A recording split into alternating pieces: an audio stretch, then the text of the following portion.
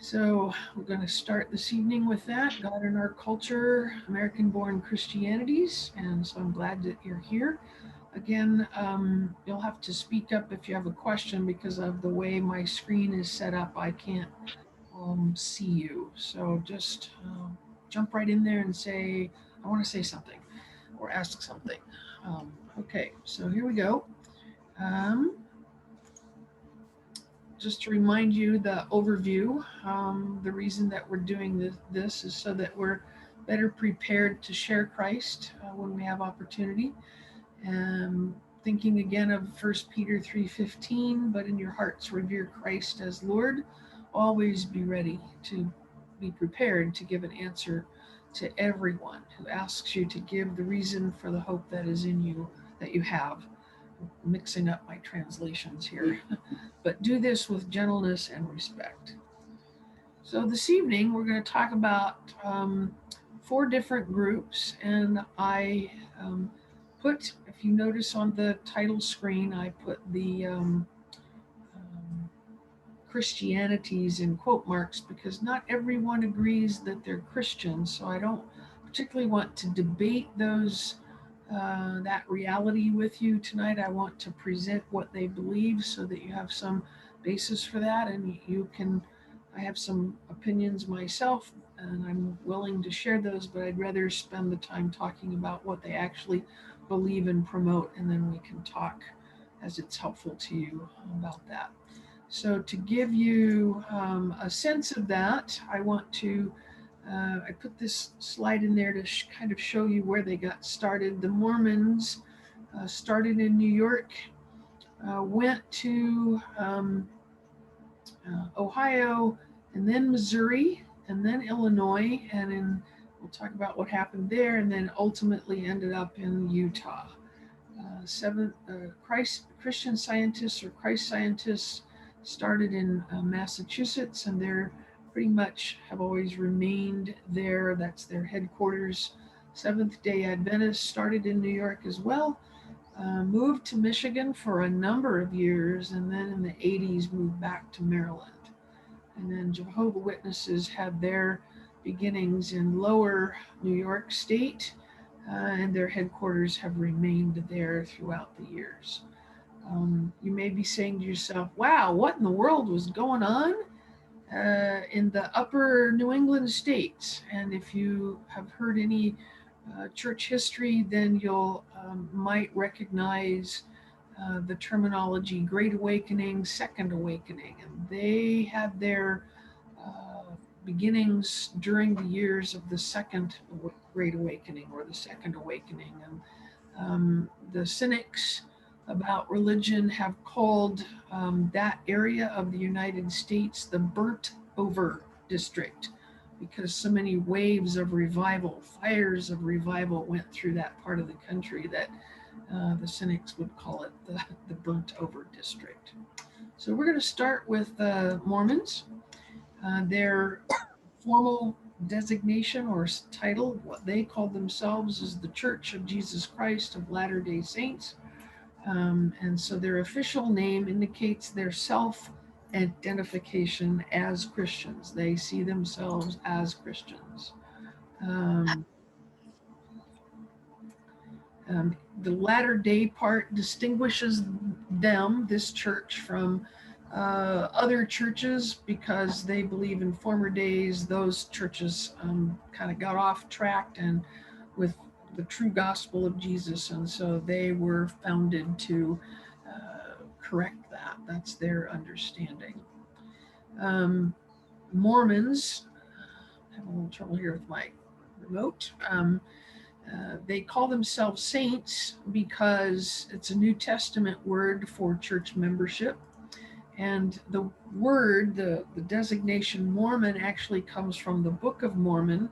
It was written by Mormon, the prophet to the North American continent. And in that is the record of the people of Lehi, a Hebrew who came, led a colony of people out of Jerusalem around 600 BC to America. to start that, and they believe that was in the New York State area. As I said, it grew up in New York in a time of great religious activity, and Joseph Smith was the founder of the Latter-day Saints, and he grew up in that area. He heard all these varying claims. He was part of the revivals. He went to those things, tried to figure it out, but was really confused by which was the truth. Couldn't quite figure that out. Seemed like they were all contradictory to him. And so he decided he was going to seek God's help for his confusion. And he was told by God that none of the things that he had heard or was taught or experienced were true. They had all fallen away. So in 1823, the angel Moroni appears with the message that he's to be the one, he's to be the servant to restore the church to the fullness of the gospel. So that in 1827, Moroni shows up to him again and reveals the location of the golden plates that had the Book of Mormon on it. And so the plate, he went to where that was. He was given the ability to translate the plates. And after those, he wrote down the translation. Those golden plates were taken back up to heaven. And there's more to that story. And if we have time at the end, I'll be glad to share that. But I don't want to get off. It's take me about 3 or 4 minutes maybe to share that. I don't want to get us off the track. But there is really another piece to that that you might find interesting. Joseph Smith himself established this Church of Jesus Christ of Latter-day Saints in 1830 with 5 people. He began to teach them, but you need to know that right then he began to experience persecutions, and they make quite a bit out of that in their own history. And because of that, they moved around a lot. They would be known in the community for these teachings, and people would go, "You're crazy," and be kind of hard on them, and so they would pick up and move. So they moved around the east and into the Midwest, and like I showed you on the map, and they ended up in Carthage, Illinois. But they bought land there. They tried to make a permanent settlement there because it was not highly populated like it was back in other parts of the Midwest and the East. But their teachings got them in big trouble with the law, and they were put in jail. And the mob wanted them out of town. The mob broke into jail and killed Smith and his brother Hiram while they were jailed, and that was in 1844. So a group of Joseph Smith's followers, led by Brigham Young, moved the entire group overland to the territory of Utah and into the area that is now Salt Lake City.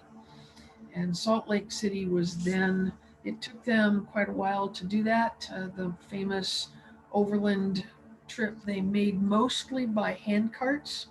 They lost a lot of people in that migration.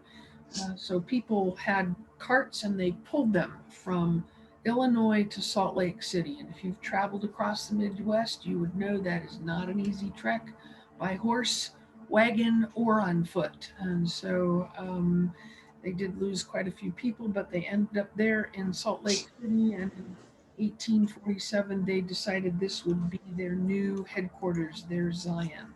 Not everybody followed Brigham Young, and so Smith's widow and very young son felt like Young's leadership was erroneous, and so they stayed in Illinois, and this group became the nucleus of what's called the Reorganized Church of Jesus Christ of Latter-day Saints. And they are significantly different than the larger LDS group, and they're referred to as RLDS.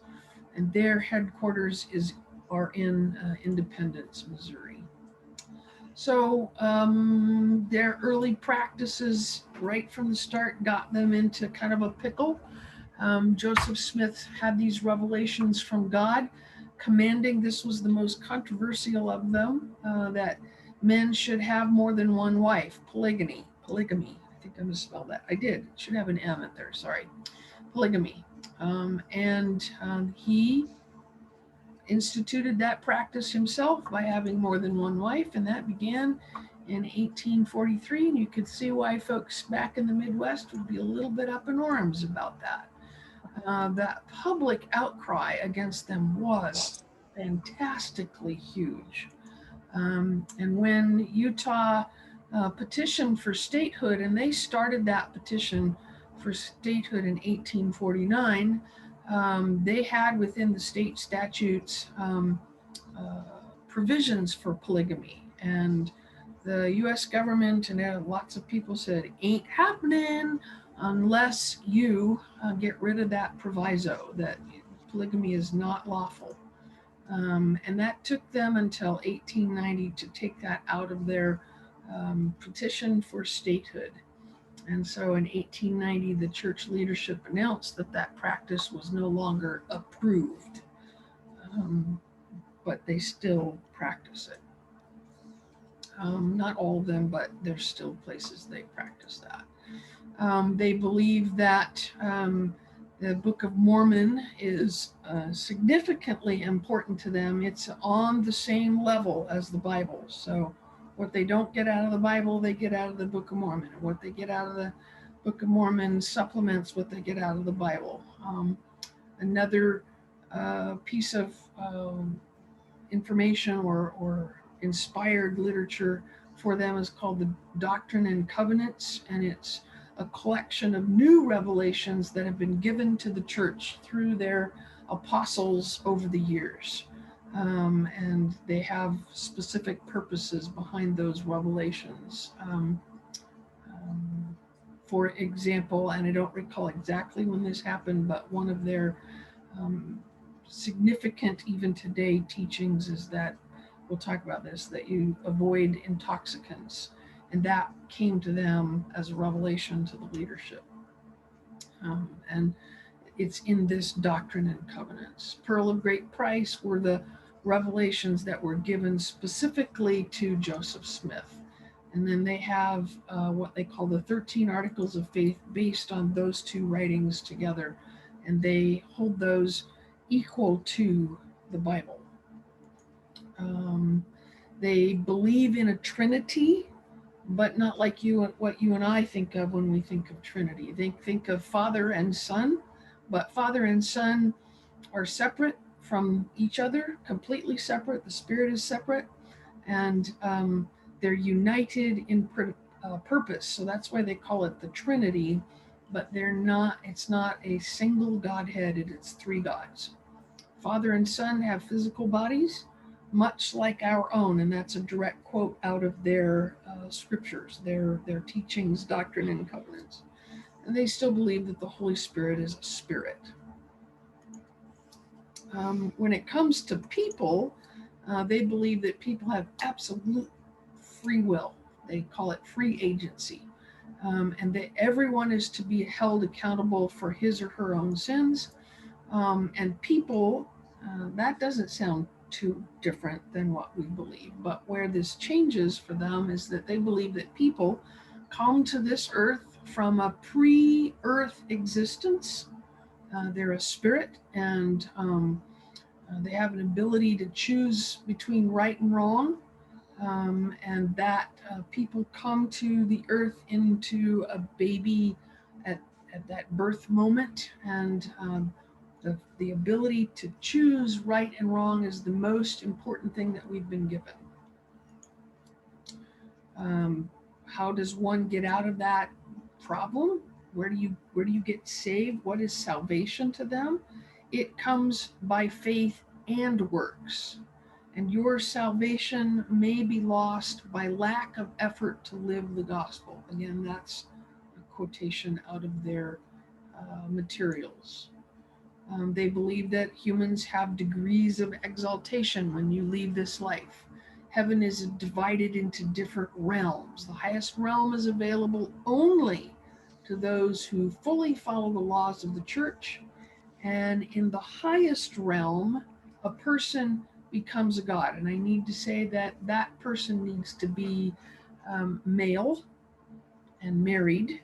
And that's how the woman would become a god, because her husband has attained that highest level and she's married to him. And so they together become God. And the shorthand way of saying that is, once you reach this highest realm, you become Mr. and Mrs. God for another earth-like place. No comments. Wow. Okay, there I heard. Well, I'm kind of shocked. Yeah. They don't lead with these teachings, by the way. So when they come to your door, they don't.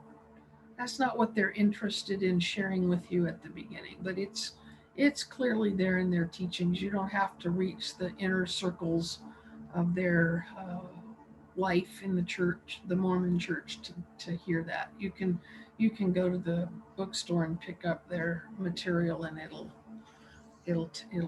Wow. give information. I don't have this in the slides, but further, they believe that there's a Mr. and Mrs. God for our earth, and they had children, 2 sons. One was Jesus. That's why it's father and son, but there's also this other son that's causing a problem, and his name is Satan. So Jesus and Satan are actually brothers in their teaching. Oh my gosh. So, that's kind of shocking to people once they kind of get into it. But like I said, they don't lead with that. Some Mormons don't even know that. Those who do, there are some who reject it, but that's the official teaching of the church. They also believe in continuous revelation. That is to say, God revealed himself in Scripture, in the Bible, but he also later revealed himself to Joseph Smith, and then later to the leaders of the church. And we have those periodic, they will have an announcement once in a while of a new revelation. I'm trying very hard not to get off the track, but one of those happened in the 70s, I believe, because for a number of years they had this understanding that Mormons, if you're a good Mormon, you don't drink anything with caffeine in it, you don't smoke, you don't do alcohol, you don't do drugs. But they had a revelation that it was okay for them to buy shares in Pepsi Cola. So when I heard that, it almost made me stop drinking Pepsi, but Yeah, one time they were saying that the Coca-Cola company was owned by Mormons, and I had one girl at work who told me that is not true. That's true. They have shares, but they don't own either one, but they do. So, but they know how to make their stock grow, right? Right. And they also believe that God will continue to reveal significant things, and so it's part of the job of the 12 apostles to be in tune with God so they can hear those revelations. All of this allows their leadership to have some flexibility with things that are not revealed in the Bible or other Mormon scriptures. And I use that word on purpose because that's what they say. They are Mormon scriptures. They are very clear about living a good lifestyle, a healthy lifestyle. And so that comes to them in the word of wisdom. It's a health code that was revealed to Joseph Smith in 1833, not long after these other revelations came to him. And I'm going to give you some of those things very quickly. The body is a gift from God and should be taken care of. That's why they don't smoke, drink, do drugs. And when I say drugs, I'm not talking about just illegal ones, but they're against taking medicine that is not prescribed to you by a doctor. So all the over-the-counter stuff is like, they don't believe in doing that. They are very careful about how much meat they eat. They like to encourage a diet that's rich in fruits and nuts and vegetables and grains, and they really push exercise. The family is very central to them. You've probably picked that up, and that does make them quite appealing to people whose background or previous life experiences have been kind of broken by divorce and that sort of thing. They, however, expect everyone to marry, period. That's a really significant expectation. There's a lot of pressure on young people to get married, at 18, 19, 20. Just that's, it's said, it's unsaid, it's one of those pressure things. The extended family is important. You take care of your grandmas and grandpas and aunts and uncles and cousins. That's very important as well. And they also push education. That has been a later development, probably after the 1920s or 30s. They pushed education. Before that, not so much. You were told what you needed to believe, and that was good enough. They believe in self-sufficiency, and so they're part of the good Mormon families will have 6 months of food supplies and those kinds of necessities on hand in their household all the time. And they rotate what they have so nothing goes bad or spoiled. And they believe that if something terrible happens, they will be okay. And the Gentile, that's what they call those of us who are not Mormons, the Gentiles will be forced to come to them for food. Oh my gosh. Give them to share their faith. What else can I tell you? Okay, so when it comes to ritual, that's kind of the educational piece. Comes out of the textbooks. Ritual is what we would call worship. Their stake meetings are much like a Protestant church service. They have some singing. They have some education in their beliefs and how to have a better family and those kind of things. They don't really call them sermons, they call them teachings, but it would have kind of the same flavor as a Protestant group. The songs may sound the same, but the words are very different. How they talk about God, how they talk about Jesus, how they talk about the Spirit. They have temples. I'm trying to think, the nearest temple to us, I believe, is going to be either Boise or Billings, Montana. And Is there one in I have a Seattle? question. is there one in Seattle? I'm not aware of that. There could be. I'm not sure either. It's a temple or something. They have large. If it's a temple, it's white. Great big tall spire, and on the top of it is a golden angel Yeah. with Yeah. a purple on it. Yeah. There's one like in Issaquah or somewhere. Okay. All right. Then there is. Yeah. I think we have one in Spokane. Okay. And it would be now what is called the Spokane Valley. And I can't remember that road that it's on, but I remember it's white and it has this big, really tall spire, but I can't remember if the top is gold or not. Mhm. It's you would go like out Sullivan south a long ways and then go back west. I can't remember the name of this road. Yeah.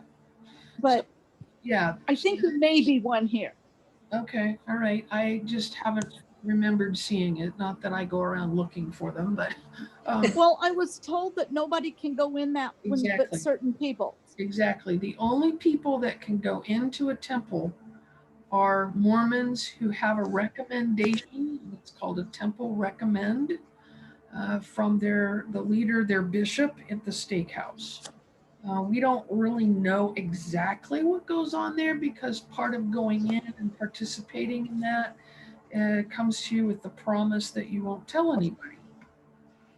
Makes me feel like I don't want to know what goes on in there. Those kind of raise all of those kind of eyebrows, it's like if it, but the same kind of thing is said of a Masonic temple meeting. So, Right.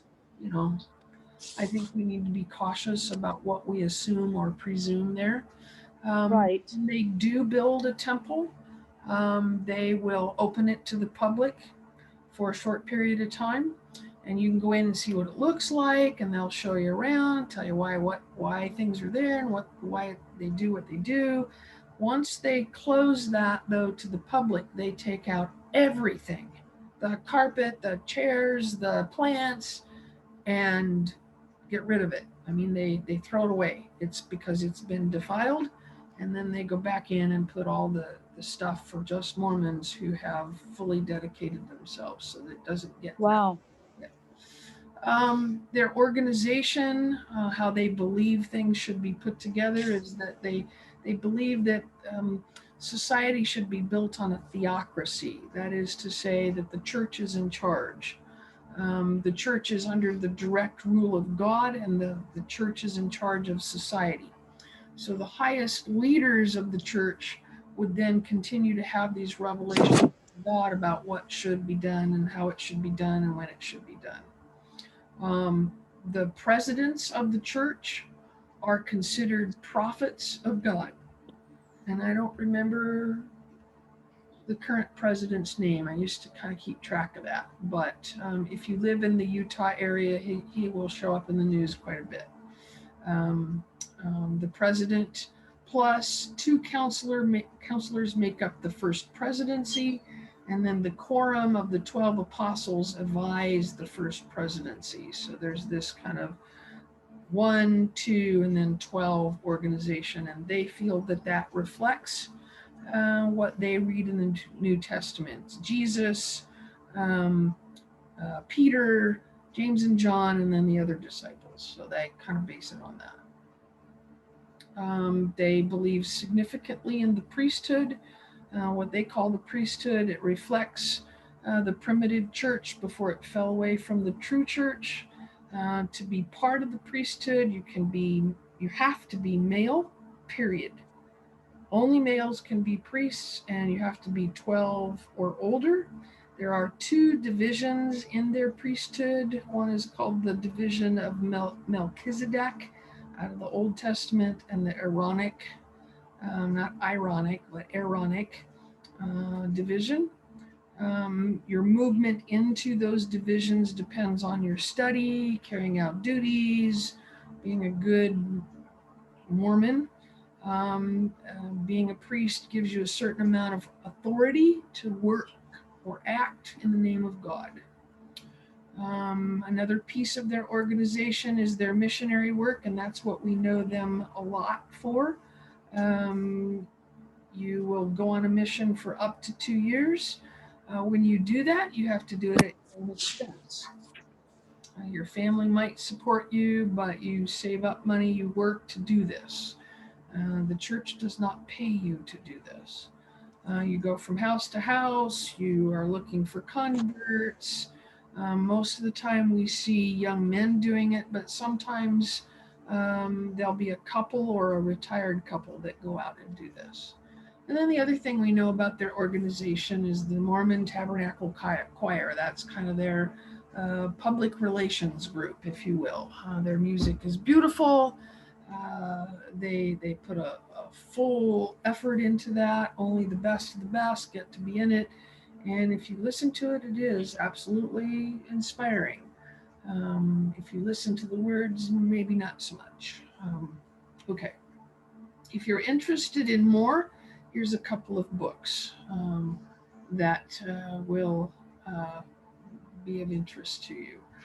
Tried to get things that were kind of as objective as possible. There are some pretty harsh treatments, not saying that that's undeserved, but there's some pretty harsh treatments of Mormons. But if you want to know what they believe, these are, and there's some of their history that's a little more objective. These are a couple of good books. Okay. Whew, deep breath. I'm not going to make it. John says I'm not going to make it. Anybody want to say anything? Well, just one of the things that I learned along the way. Can you hear me? Yes, please. Yes. Because I'm not showing up in green. Okay. Is that once Mr. and Mrs. God, or wherever they are, they're also having babies which become the preborn Yes. that have to get born somewhere else. Yes. So it's not necessarily a reincarnation, but it's a continual supply of fresh spirits. Correct. Correct. So Mr. and Mrs. God have to crank out babies even when they're not human anymore. Right. Right. Yeah, one of the fascinating things to me is that heaven for a woman is to be eternally pregnant. And they teach that. I'm thinking a guy had to have written that. No kidding. I suppose, you know, if you're one of those folks that has the no problem pregnancy and everything's wonderful and, you know, there's no issues, it probably is okay. But wow, especially that last month, boy, fellas, it's no party. Do they have bishops also? Yes, the people who are the head of the steakhouse are called bishops. Oh, okay. And they are not paid, and that's one reason they look down their noses at other Christians, is that we pay our clergy, and they do it all as a volunteer basis. And they I would do it as a volunteer, but you wouldn't see me as much. Yeah.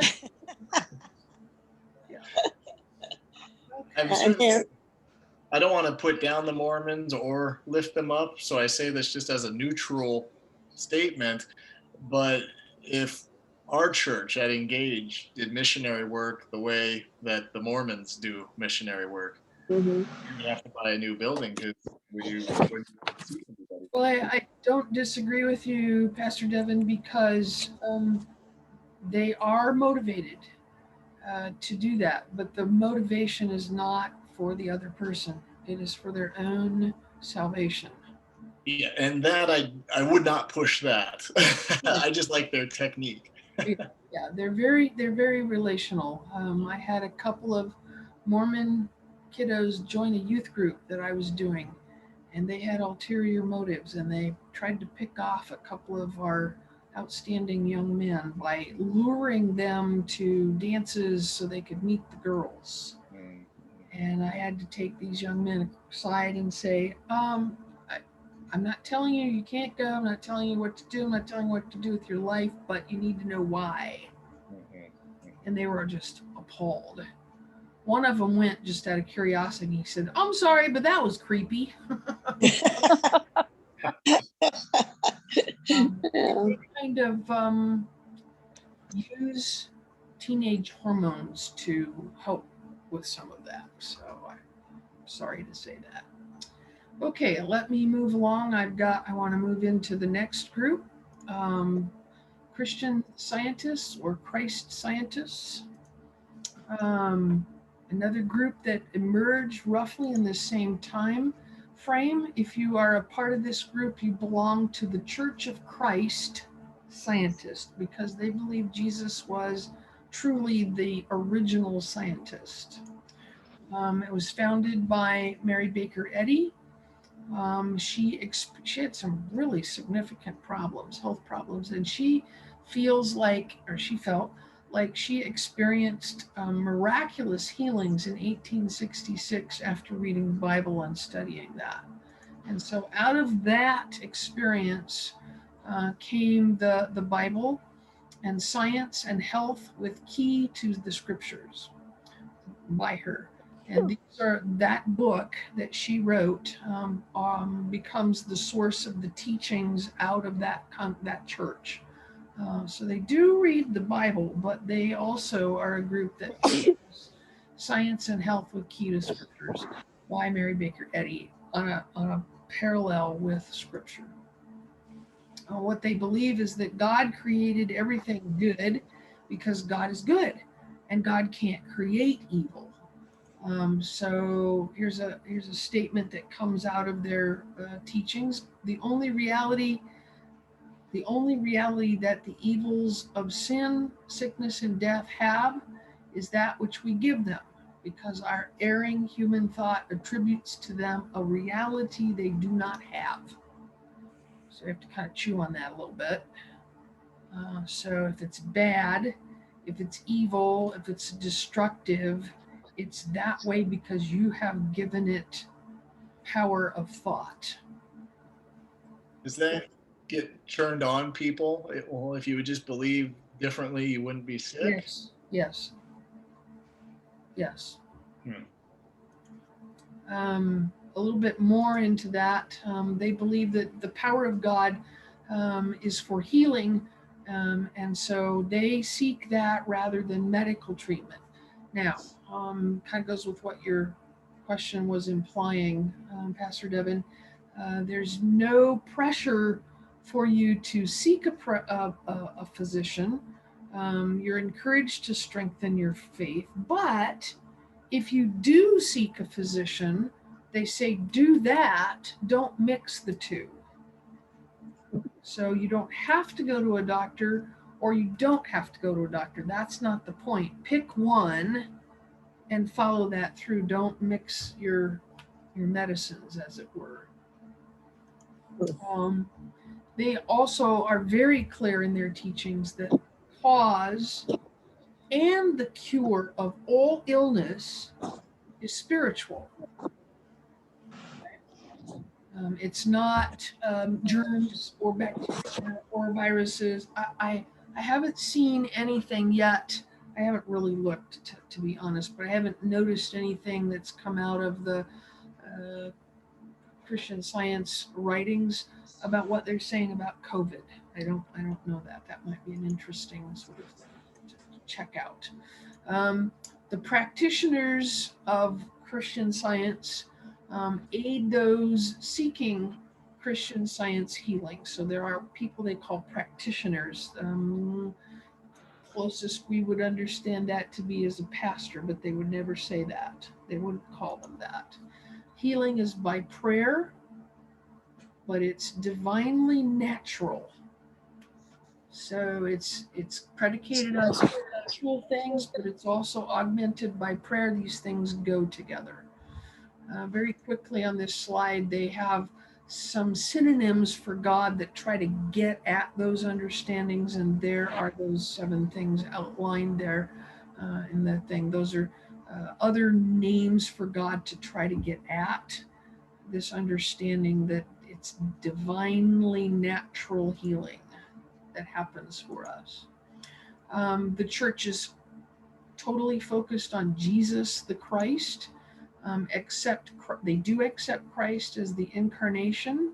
They do accept Jesus as the incarnation of the Christ. They make that differentiation. They believe theirs is a scientific religion. God operates through the timeless spiritual laws that are absolute good. Christianity can be scientifically applied to every human ill. That's a broad statement, but that's how they approach all of that, all of life, all of the situations. And when we talk about illness, we're not talking about just physical illness. We're talking about emotional problems, mental health problems, relational problems. That all comes under that illness umbrella. They are organized rather uniquely.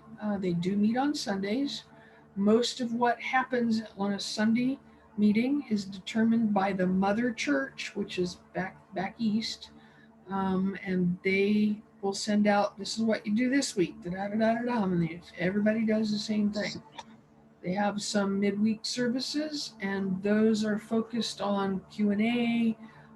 That's what happens in the reading rooms. You can go and ask your questions, and they'll talk to you out of their teaching about what that all means. They see those as something like a healing service. They have what they call the Board of Lectureship that authorizes people to give public lectures to explain Christian Science. And you have to be approved by that group in order to do that. You have to study and pass tests and be interviewed and all that sort of thing. Probably the thing that we would recognize most quickly about this church is the Christian Science Monitor. It was fairly well thought of in the 70s, 80s, 90s, and 2000s. It kind of fell out of favor with the rise of cable television and that sort of thing. They were sort of the alternative to the mainstream media at that point. They also have a radio and television network that puts out certain things. I think if you have cable or direct TV, you can get their TV, their channel, I think. They do have a paper called the Herald of Christian Science. Okay, questions about Christian Science? Is this the religion that all the movie stars are so enamored with? That's Scientology, and I'll try to give a quick overview of that next time we meet. It's kind of hard to give a quick overview because as soon as they make one statement, it leads to another, which is what they like. But it's not the same. No. I have a question. Scientology, please. Okay, how popular are they these days? I mean, they had a heyday back in the 1890s, 1910s. Right. But I just wondering if that's kind of like slowed down a lot. Yes, they peaked probably in the 60s, 1960s, and they've been kind of on a slow decline since then. I don't know that they've ever had a huge following. Most cities have a Christian Science reading room, but I don't know that they're gather great crowds at all. They used to, but they don't too much anymore. Good question. Okay, anything else? All right, next. Oops, here we go. Seventh-day Adventists. Okay, so Seventh-day Adventists are the largest group to come out of what was called the Adventist believers that began to come out prominently starting in 1840 through about 1860. That was a huge movement. Jesus is coming back. We're going to see this happen. We are going to see this happen in our lifetime. And the Adventist movement emphasized the return of Christ will be a literal physical event. It will happen soon. Those who are in rebellion against God will be destroyed. Big word, but destroyed. And true believers will be saved. Sometimes there's a link between the Adventists and the holiness movement, out of which Pentecostalism came, a couple other groups. But those folks were all seeking to prepare themselves for the return of Christ. What makes this interesting is that there's a division that happened in this group. It occurred when they all kind of set a date for Christ's return, and it was something like October 22nd, 1844. I think I have that right, but it was a day on the calendar, and they all were like, yep, it's going to happen. And then obviously nothing happened, and so they were all like, oh, rats. Figured that wrong. Huge disappointment in this group of people, and there were groups of these people in every denomination. Okay, so they weren't their own denomination. They were hugely disappointed, as you can imagine, and so they began to talk amongst themselves about, well, did we get it wrong? You got it wrong. I got it wrong. What's going on? And they began to separate out from each other. And so then they began to disagree over whether the Lord's Day should be, maybe we weren't holy enough, maybe we didn't do all the right things, and maybe we weren't following the Bible enough. And so one of the major disagreements that came out of these folks was maybe the observance of Sunday as the Sabbath, the holy day, should be Saturday and not Sunday. So there was this big split. So the Seventh-day Adventists entered this realm, and I did get it right. So they were a big group that felt like it was going to be in October that Christ's return would happen. And since that prediction proved incorrect, They refer to that event as the Great Disappointment. And the disaffected believers began to try to gather together and understand what happened, what didn't happen. And two people that were prominent in these gatherings were Ellen White and her husband. It's really interesting. I almost can never remember I think his name was like John or something, but we almost never hear anything about her husband. It's her that we hear about. And she began to receive these revelations during these meetings, and she would go into a trance and say things, and it made sense to people, and they began to go, oh gosh, she's not just having a word from God, she's actually a prophet. And so she would receive these revelations, and these would begin to repeat the same ideas expounded on. The Saturday should be the Sabbath, and the 22nd was the correct date, but something different happened and you didn't see it. And so there's new interpretations of the facts around all of this, kind of restored hope to this group. And the effects of this great disappointment were overcome because of Mrs. White's revelation and her teachings. So what did she teach? Well, she taught that the Seventh-day Adventists are really the remnant group, the remnant church. They're the ones that got it right. They're called out in the last days to be the true church. And they also support very sound health practices. It's interesting to me that these groups that came out of this 1840, 1850, 1860 period were big on health stuff. And so they support a very strong, healthy lifestyle. And they have organizations to help with that. And many hospitals and health co-ops and clinics have been set up to out of these teachings. John's first church, our first time in a community after seminary was in Grable, Wyoming, and the little town south was Basin, Wyoming, and in between Grable and Basin was the hospital. And our first son was born in Basin Hospital, Wyoming, and it was run by the Seventh-day Adventists. And John would get people coming to him all the time. Can't you say something to the hospital? When we go there, they won't give us bacon for breakfast. That's a big deal.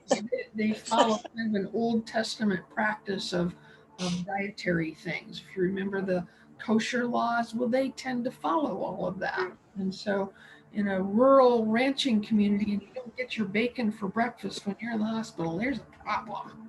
Because they didn't listen to doctors. It was the hospital.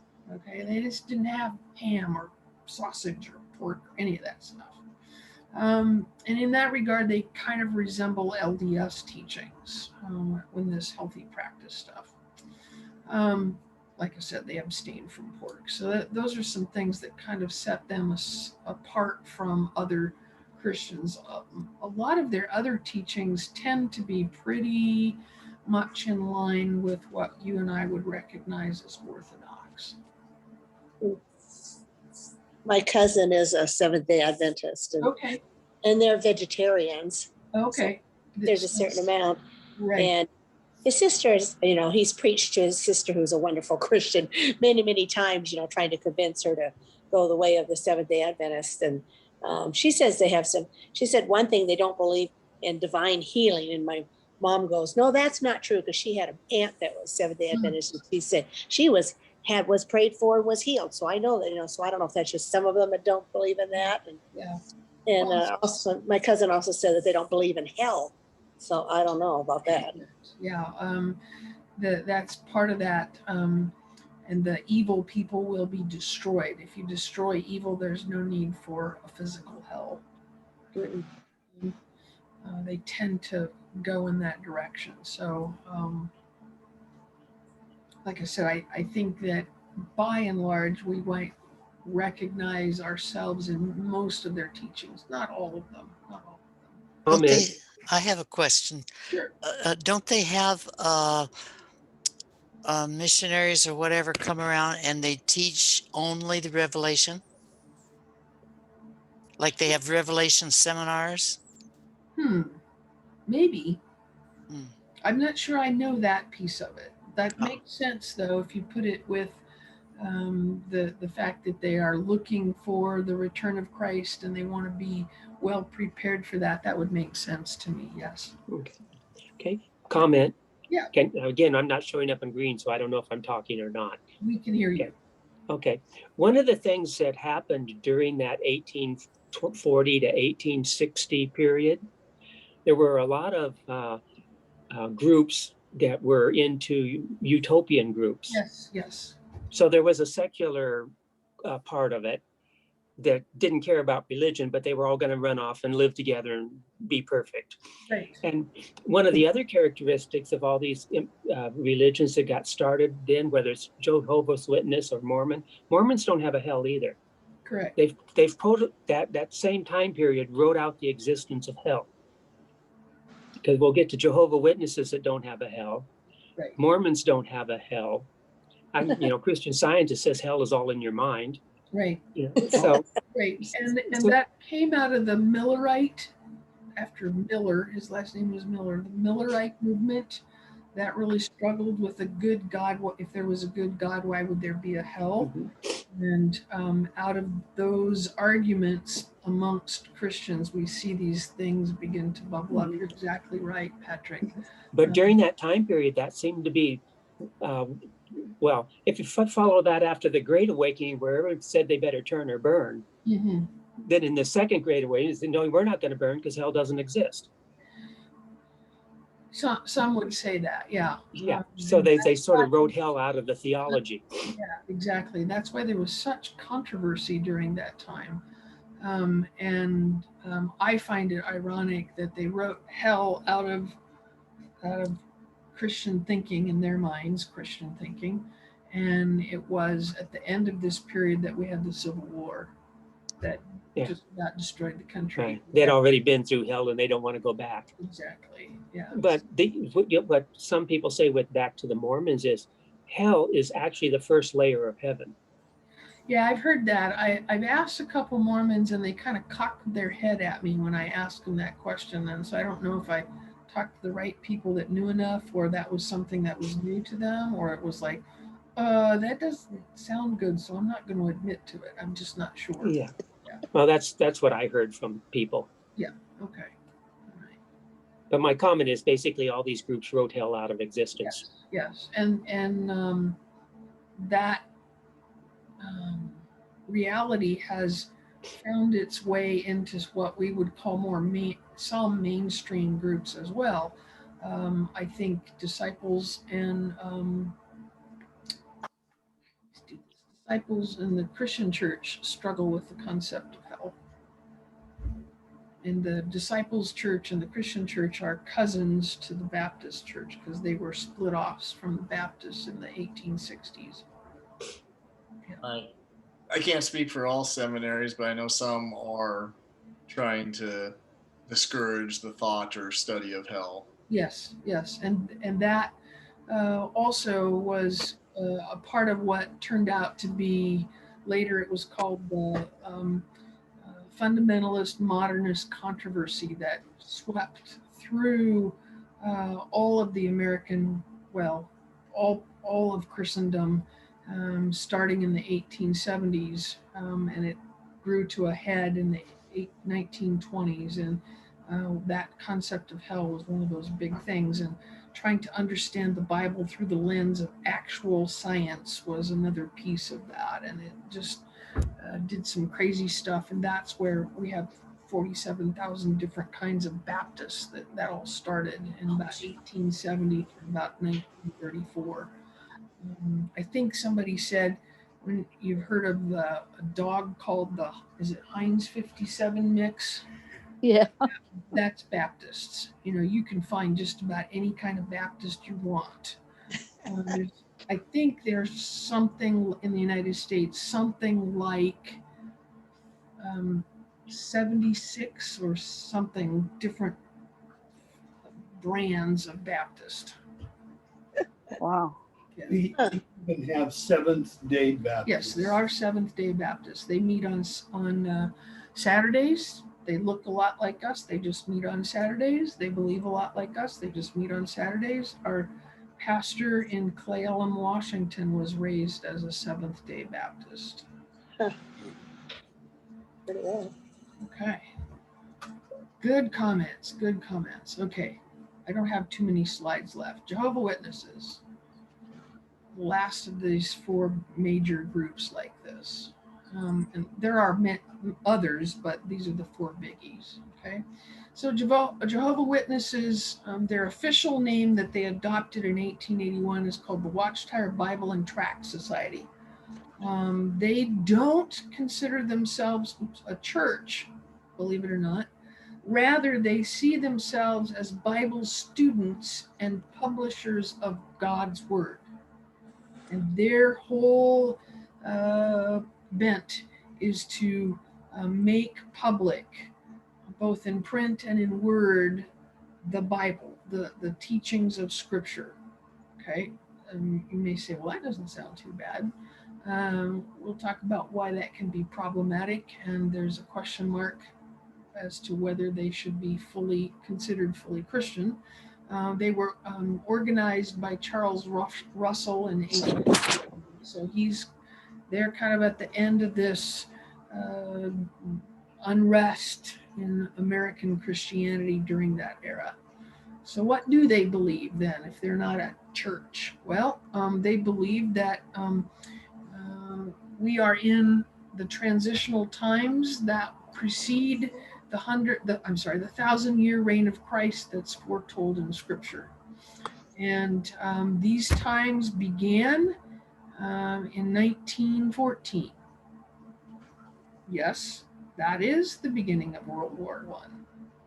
So there you go. They believe that we're living in the in-between times, and that motivates their door-to-door evangelism. So we need to get ready for this 1,000-year reign, and that gets them out on this evangelism track. They also believe theirs is the one true faith.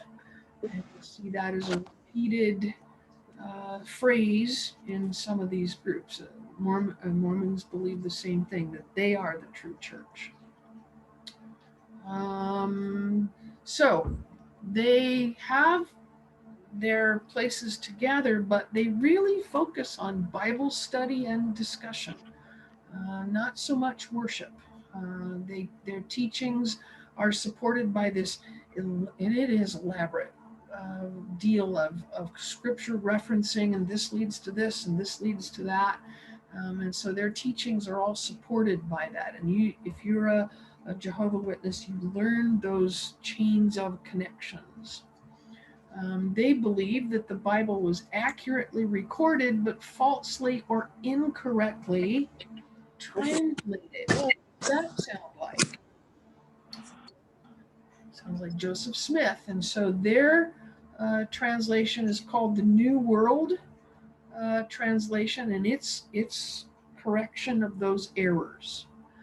I got witnessed to when I was babysitting one time by an old guy that came to the door, and he wanted to prove to me that the passage in John 10 where Jesus says the Father and I are one is an incorrect statement because it was incorrectly translated. He had this elaborate thing he was trying to teach me.